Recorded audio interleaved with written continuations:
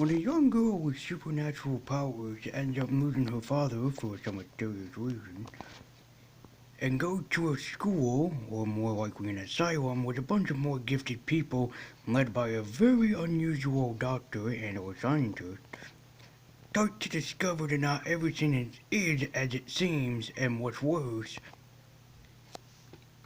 is that something evil lurks inside of the school. But the problem is, what it is becomes even a bigger threat than all of them could ever realize in Marvel Entertainment's The New Mutants.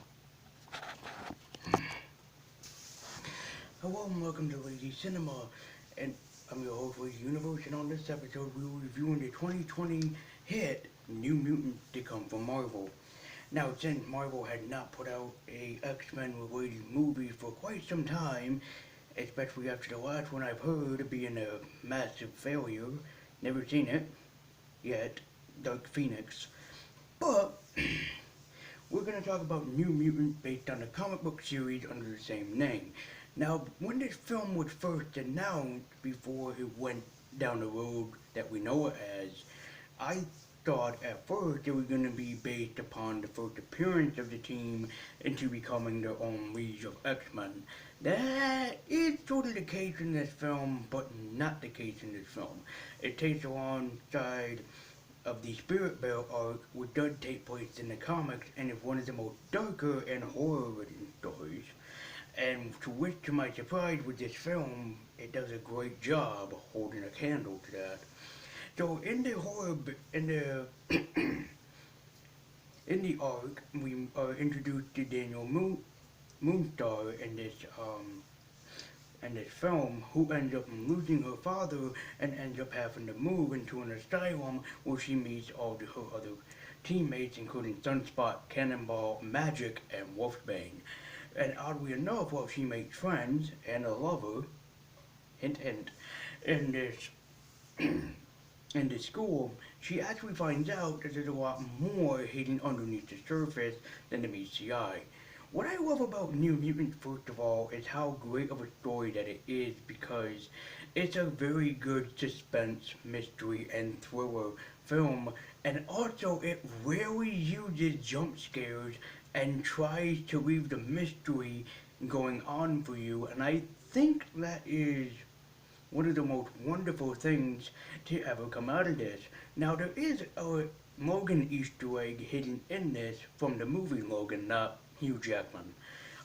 But the professor in Logan, at their kids find the same video evidence that she had on her cell phone, and what's worse is that the professor is not all that she seems. Every actor and actress in this feels very great, and they hold on to their roles and they make it their own. Now, what I love about this is that it draws a lot of inspiration from one of my favorite movies, Nightmare on Elm Street 3, because it really draws off that vibe that you're stuck in this asylum and there's nowhere to go. But it's even worse than that when Wolfsbane and Moonstar find out why they are stuck there.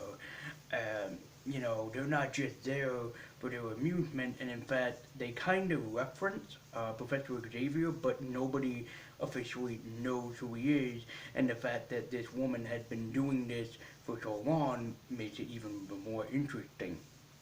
But she's not exactly the main villain, as are the smiley men, or faceless ones, as well as the spirit bear itself.